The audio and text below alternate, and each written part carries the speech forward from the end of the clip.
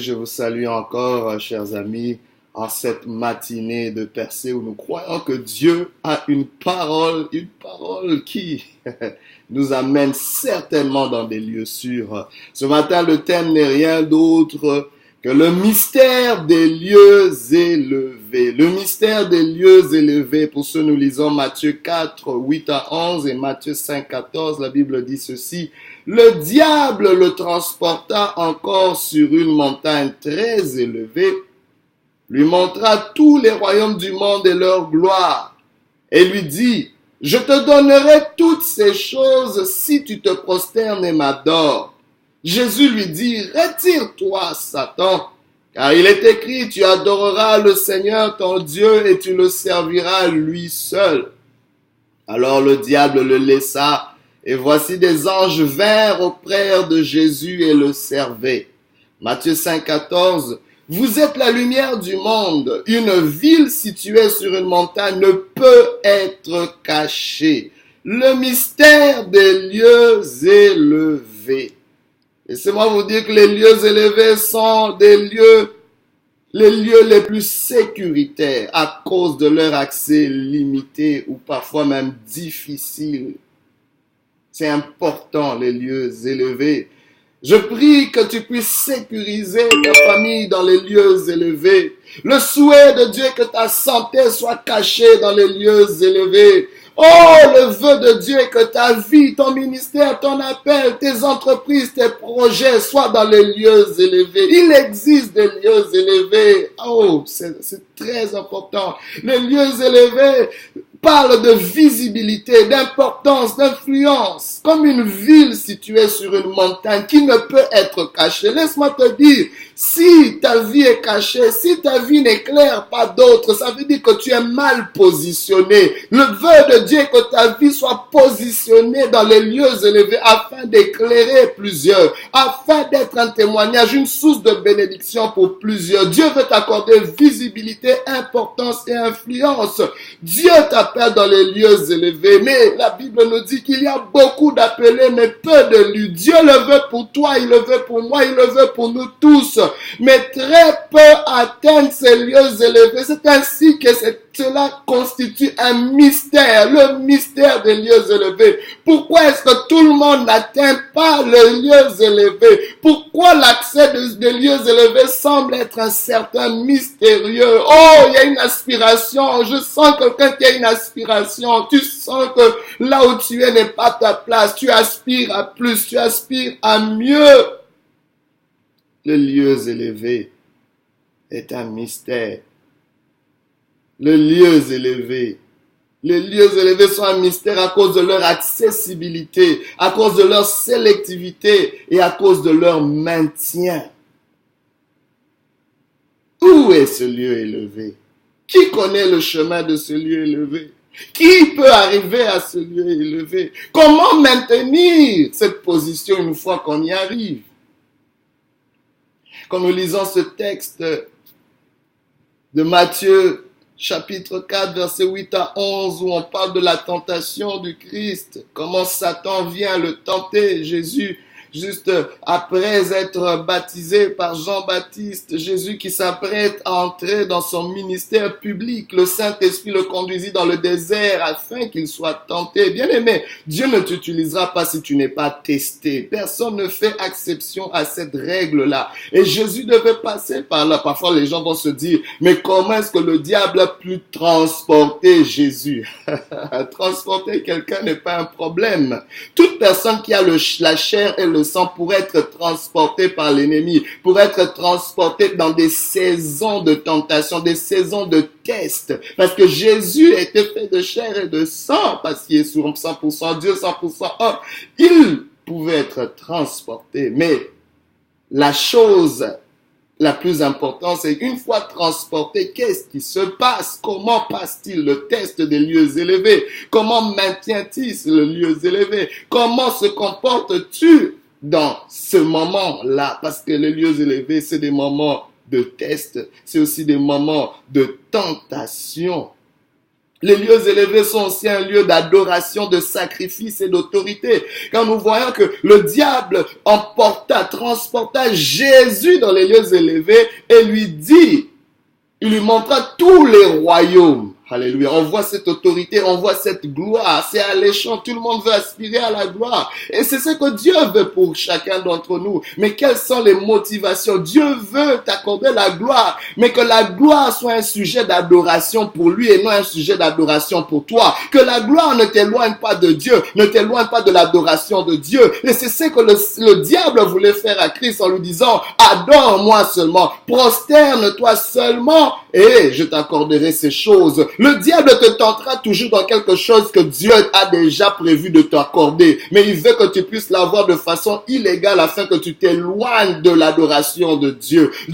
Toute la gloire, tous les royaumes du monde étaient ceux qui devaient revenir au Christ. La Bible déclare que Dieu l'a établi roi des rois et seigneur des seigneurs. On lui a donné un nom qui est élevé au-dessus de tout autre nom, afin qu'au nom de Jésus, toute langue confesse qu'il est Seigneur, c'est-à-dire propriétaire. C'était quelque chose. Le diable viendra toujours te tenter dans ce que Dieu a prévu pour toi, mais il voudra que tu puisses l'avoir avant le temps et de la mauvaise façon, afin que toi et Dieu, ton alliance avec Dieu, ton adoration pour Dieu soit complètement affectée.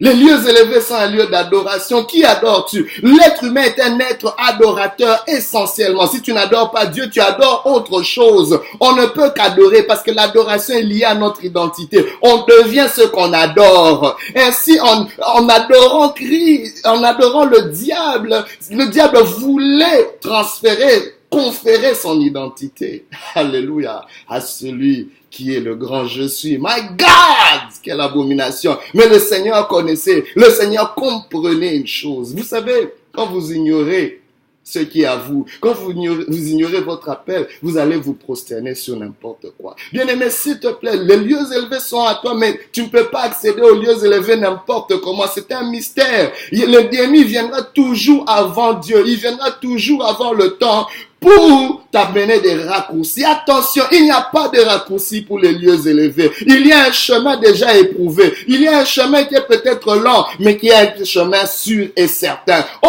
le Dieu des œuvres achevées t'amènera au port désiré. Je le déclare sous ta vie dans le nom de Jésus. Mais je me pose la question, comment est-ce que le diable, Satan, le diable, le serpent, est-il arrivé dans les lieux élevés? Laisse-moi te dire une chose. Le contraire des lieux élevés, c'est la poussière. Dieu ne t'a pas appelé à la poussière.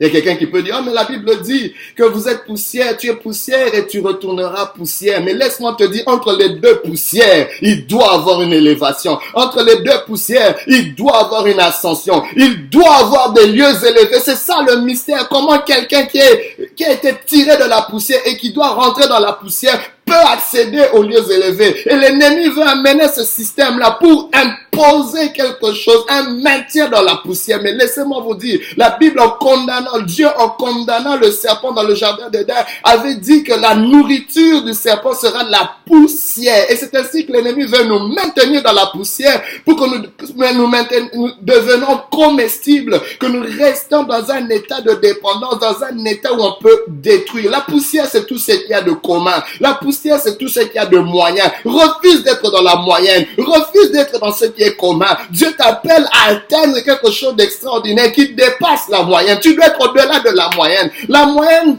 est une utopie qui va te garder dans une forme de sécurité, mais en réalité, c'est un esclavage. Oh bien-aimé, car au soir de ta vie, si tu es resté moyen, il y a quelque chose, il y aura des regrets au-dedans de toi. Tu te dis, oh, pourquoi est-ce que je n'ai pas osé? Pourquoi est-ce que je n'ai pas aspiré à ceci? Pourquoi est-ce que je ne suis pas essayé à faire cela? Oh, je prie que quelqu'un sorte de la moyenne.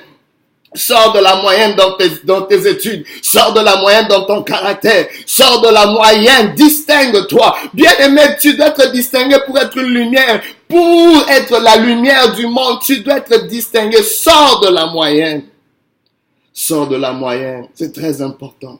Mais je me suis posé la question, comment le diable, qui est le serpent, peut atteindre les sommets? Comment pouvait-il transporter Jésus? On l'a compris que parce que Jésus est fait de chair et de sang aussi, il peut transporter. C'était juste un lieu de tentation. Mais comment est-ce que lui, il avait accès au lieu secret? Lui qui est un serpent, parce que quand j'étudie la géographie, je comprends que l'anatomie du serpent l'empêche d'atteindre les hauteurs. Les serpents ne peuvent pas subir dans des hautes altitudes. Mais comment le serpent arrive-t-il au sommet? Comment arrive-t-il? Il y a des systèmes reptiliens aujourd'hui parce que le serpent arrive au sommet par usurpation, par infiltration. C'est ce qu'il a fait depuis le jardin d'Éden. Il est entré à travers celui qui était appelé être dans les lieux élevés. Il a usurpé l'autorité d'Adam et d'Ève pour atteindre les sommets. C'est ce qu'il fait aujourd'hui encore. Il n'a pas d'autorité en soi, mais il va usurper. Il va usurper. Oui, il pouvait dire à Jésus, oui, tous ces royaumes m'ont été accordés, mais comment cela t'a été accordé? C'est ainsi qu'il fait amener plusieurs à atteindre les sommets par des voies illégales. Refuse toute illégalité pour atteindre les lieux élevés. Refuse-les dans le nom de Jésus. Jésus nous montre comment se maintenir dans les lieux élevés, dans l'adoration. Dans l'adoration, une fois dans les lieux élevés. Mais ma question, est-ce qu'une fois que Dieu t'amène dans les lieux élevés, vas-tu rester fidèle à Dieu ou vas-tu te compromettre? Il y a peut-être la corruption qui est devant toi. Vas-tu céder à l'occultisme? Vas-tu céder au mensonge? Vas-tu prendre des raccourcis? C'est la question même du maintien des lieux élevés. C'est un mystère parce qu'il y a quelque chose au-dedans de toi, dans ta chair, qui va te faire croire que ceci est à moi et tous les moyens sont bons pour y accéder. Non, tous les moyens ne sont pas bons. Tous les moyens ne sont pas bons. La Bible déclare Jésus-Christ est le chemin, la vérité et la vie. Il existe un chemin pour les lieux élevés. C'est ainsi que c'est un mystère. Comment est-ce que des lieux auxquels nous aspirons tous pour n'avoir qu'un seul chemin? My God! Dieu a quelque chose pour toi ce matin. Bien-aimé, Dieu nous parle aussi de l'accessibilité des lieux élevés. Oh, je me posais cette question et Dieu m'a inspiré sur deux animaux qui atteignent les lieux élevés. My God, oui, on a parlé du serpent. Il y a un mystère. La Bible déclare dans Proverbe 32, connais-tu la trace du serpent sur les rochers? C'est un mystère comment le serpent atteint les lieux élevés. Mais connais-tu aussi la trace de l'aigle dans les airs? Connais-tu la trace du navire sur l'océan? C'est un mystère, les lieux élevés. Mais Dieu veut nous donner une lumière, une révélation. Oh, il y a un autre animal qui m'intrigue aujourd'hui aussi. Dans Psaume 18, 34, la Bible déclare que c'est le psalmiste qui le déclare. Tu rends mes pieds semblables à ceux des biches et tu me places dans mes lieux élevés. My God, la biche peut nous enseigner quelque chose par son ajustement, par l'ajustement de ses pieds qui trouve des chemins tout tracés, même au milieu des chemins rocailleux. J'aimerais te dire une chose, que le chemin qui amène dans les lieux élevés est un chemin rocailleux. C'est pour ça que beaucoup n'y accèdent pas, parce que beaucoup, une fois que tu vois les rochers, une fois que tu vois les roches, les embûches, tu désistes, tu dis c'est pas pour moi, Dieu ne veut pas que je sois là. Non, bien-aimé, que je prie que tu puisses prier comme David, rends mes pieds semblables à ceux des biches. Oh, vous savez ce que les biches pouvaient faire? Cela nous parle de la fermeté, de la sécurité qu'avaient les pieds de biches. Les biches pouvaient placer leurs pieds, leurs pattes arrière exactement là où les pattes avant avaient marché. My God, dans un équilibre parfait. Et en cas de danger, elles étaient capables de courir en toute sécurité et de ne pas dévier le cap. Oh, je prie que Dieu te rende capable de gravir un terrain inhabituel et difficile et d'éviter les prédateurs dans le nom de Jésus. Mais un autre animal aussi qui nous montre comment atteindre les lieux élevés. My God, c'est l'aigle. L'aigle par leur vision. Les aigles par leur vision, leur perception, leur capacité de voir ce que les autres ne voient pas. Leur capacité de voir au-delà des circonstances. Oh, je prie que Dieu puisse t'ouvrir les yeux pour identifier les gens qui ont des clés pour t'amener dans les lieux élevés. Il est dit dans Job 39, à partir de verset 30, est-ce par ton ordre que l'aigle s'élève? Ça, c'est Dieu qui parle à Job. Et qu'il place son nid sur les hauteurs. Il place son nid dans les lieux élevés. My God. C'est dans les rochers qu'il habite. Qu'il a sa demeure sur la cime des rochers, sur le sommet des monts. De là, il épie sa proie. Il plonge au loin de ses regards. Je prie que Dieu te donne une vision personnelle, une vision lointaine.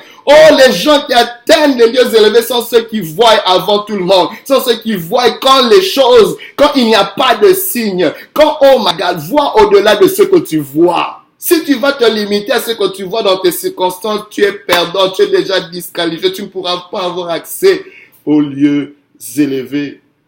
Mais ces lieux sont aussi sélectifs. Il y a une sélectivité. Mais comment être parmi les peu qui sont choisis, les peu qui sont élus? Parce qu'on dit que plusieurs sont appelés, mais très peu sont élus.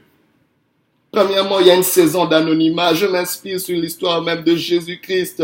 Bien-aimé, dans la Bible, on nous parle de lui jusqu'à l'âge de 12 ans, mais de l'âge de 12 ans à 30 ans, il y a un anonymat, un silence radio. Pour vous dire, bien-aimé, que pour atteindre les lieux élevés, ça prend d'abord une saison d'anonymat pour te développer, pour te préparer, pour gérer tes faiblesses, pour gérer les fondements de ta famille qui te réclament, que l'ennemi pourrait utiliser pour te réclamer. C'est Jésus qui a dit, le prince de ce monde s'est levé, mais il n'a rien en moi. Pourquoi? Parce que dans l'anonymat, il avait pu gérer tout ce qui pouvait être dans son âme, qui pouvait permettre à l'ennemi de réclamer quoi que ce soit. Oh, c'est une saison d'anonymat que tu te retrouves peut-être dans cette saison d'anonymat où on ne te connaît pas, mais tu te développes. Ou peut-être qu'on t'ignore, mais tu te connais. Tu apprends à te connaître davantage. C'est une saison où tu es peut-être rejeté, mais tu apprends à t'accepter et apprécier ce que tu as et apprécier les autres. Oh, mais il y a aussi une autre saison, c'est la saison de distinction. La saison de distinction, c'est cette saison-là où on t'introduit, où tu peux être appointé par quelqu'un, où tu peux être ordonné, mentoré par quelqu'un. On voit Jean-Baptiste qui est en train de pointer vers Jésus. Voici l'agneau de Dieu qui enlève le péché du monde.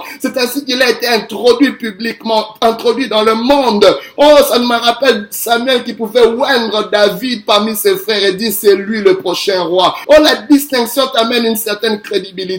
On devient grand par les hommes. On atteint les lieux élevés par un autre homme qui va te conférer quelque chose. Il y a une onction que tu dois recevoir. Il y a un appointement que tu dois recevoir. Qui t'a ordonné? Qui va t'établir? Dieu va assigner quelqu'un pour t'établir. Le Pharaon a dû établir Joseph.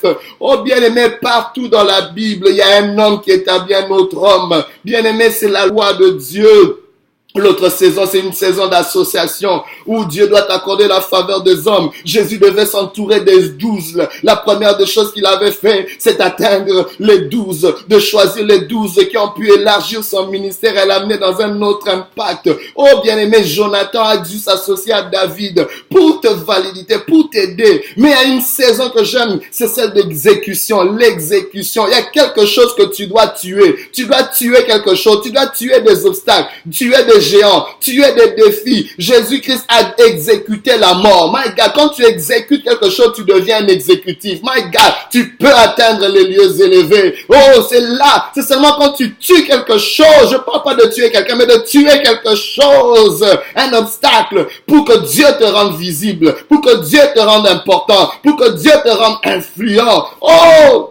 Bishop T.D. Jakes a dit une chose, peu importe à quel point vous êtes loin, si vous ne surmontez pas vos obstacles, il vous sera difficile d'atteindre un niveau supérieur. Lorsque vous tuez vos géants, vous prospérerez et vous serez amenés devant les grands individus dans le nom de Jésus. Mais pour te clôturer, Dieu veut t'accorder notre saison, une saison de renouvellement pour atteindre les lieux élevés. Oh, la Bible déclare, mais ceux qui se confient en l'Éternel renouvellent leur force, ils prennent le vol comme les aigles, ils courent et ne se lassent point, ils marchent et ne se fatiguent pas. Je te parle ce matin, confie-toi en l'Éternel, comme David pouvait dire. Du bout de la terre, je crie à toi, le cœur abattu. Conduis-moi sur le rocher que je ne puis atteindre. Refuse l'autonomie ce matin dans l'atteinte des lieux élevés, car il existe un rocher qu'on ne peut pas atteindre tout seul. Ce rocher, c'est le rocher du ton salut, c'est Jésus-Christ. Aujourd'hui, si tu entends sa voix, n'endurcis pas ton cœur, que Dieu te bénisse et qu'il te conduise dans les lieux élevés.